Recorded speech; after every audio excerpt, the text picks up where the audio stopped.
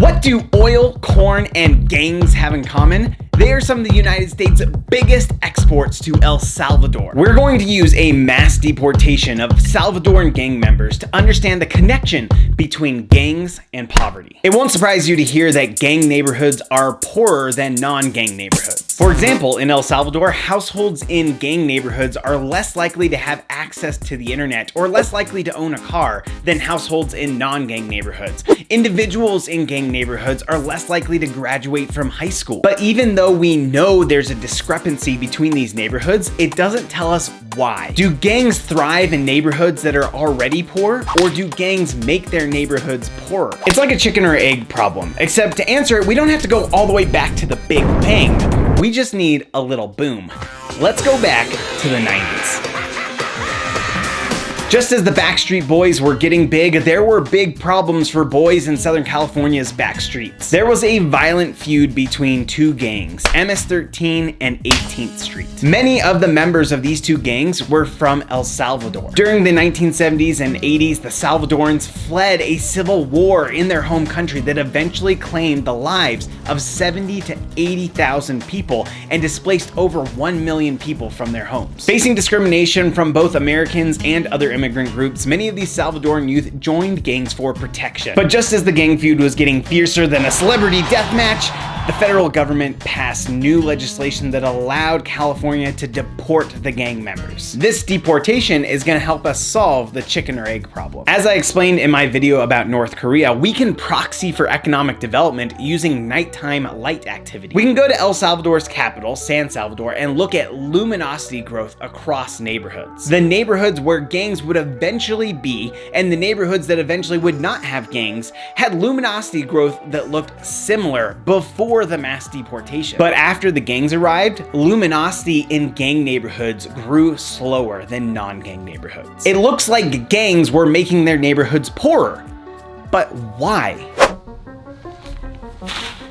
Ideally, we would look at the gang question the same way that we can test how fertilizer works. If we want to know if fertilizer actually makes your grass grow, we could randomly scatter fertilizer on a few selected patches of grass, and then see if those patches of grass grew better than the ones that didn't receive fertilizer. We do this in agriculture, we do it in medicine, and we also do it in economics. Just this last year, a team of economists went to Bangladesh and randomly selected villages to receive masks. The team went door to door distributing masks and promoting mask wearing. 2 months later, the villages that had received the masks had 10% less COVID than the ones who had not received masks. Since the villages were selected randomly, the only systematic difference between these two types of villages was that one was selected to receive a mask campaign. So we can conclude that the mask campaign caused that 10% drop in COVID.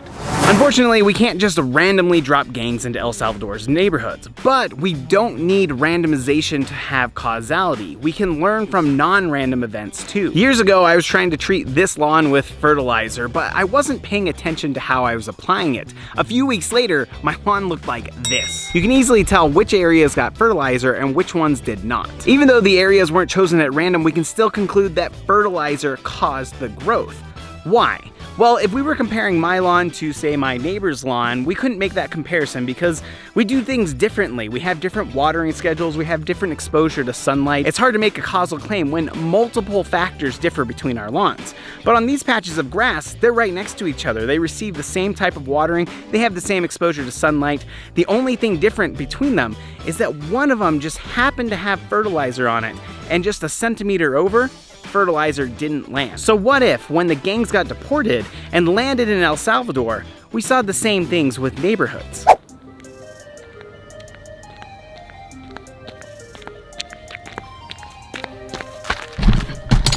So crossing the street right there was not a big deal because in this area, the biggest thing I have to worry about is whether I'm gonna get hit by a car or whether these neighbors are gonna think I'm a creeper for filming in front of their homes. But in San Salvador, crossing a street might be risking your life if that street is a gang's border. A team of economists showed that we can use these streets to examine the gang question, just like we examined the fertilizer on my lawn.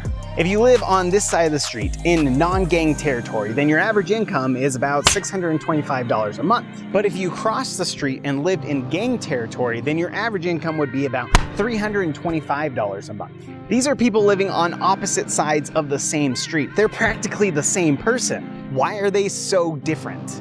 Remember how the gangs started in California because there was a civil war back in El Salvador? Well, when these deportations began, the civil war had ended, but the effects of it had not. The government still had trouble enforcing the rule of law, and it did not have the capacity to police many neighborhoods. There was a power vacuum, and the gangs filled it. They maintained order in the neighborhoods, but for a price. They charged businesses for their protection, which is another word for extortion, and they patrolled the borders of their neighborhoods to make sure that rival gangs wouldn't encroach on their territory. What happened to their neighborhoods as a result? The neighborhoods trap their residents. The border patrol means the streets determine your freedom of movement and where you work. If you live on this side of the street in gang territory, that means you are more likely to work in your own neighborhood or in another gang-controlled neighborhood. The companies you work at tend to be smaller and they pay less than the companies that people just across the street work at. These mobility restrictions don't just affect their work, it affects their vacations.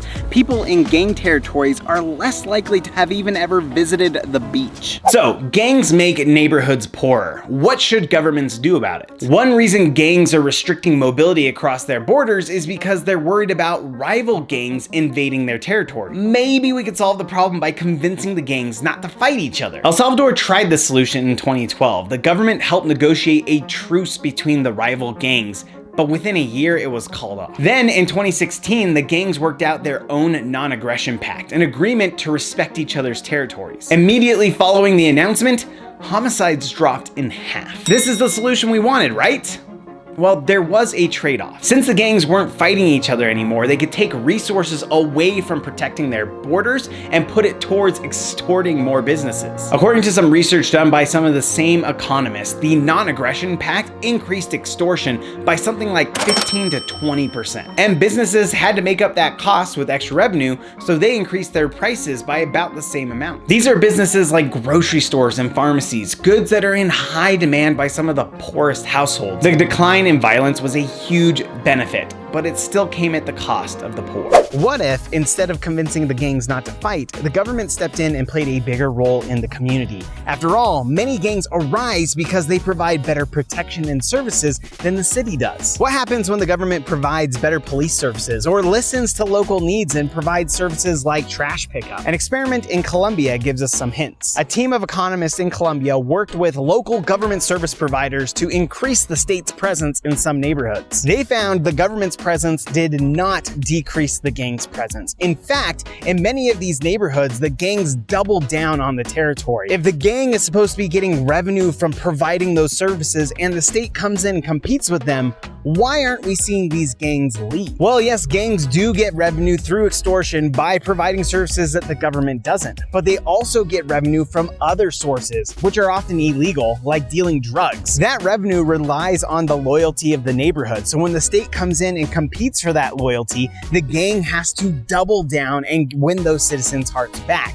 Instead of repelling gangs, government services might actually attract them. Hundreds of millions of people live under some form of criminal rule. Development policy should prioritize addressing this problem. But to address it, we need to understand it.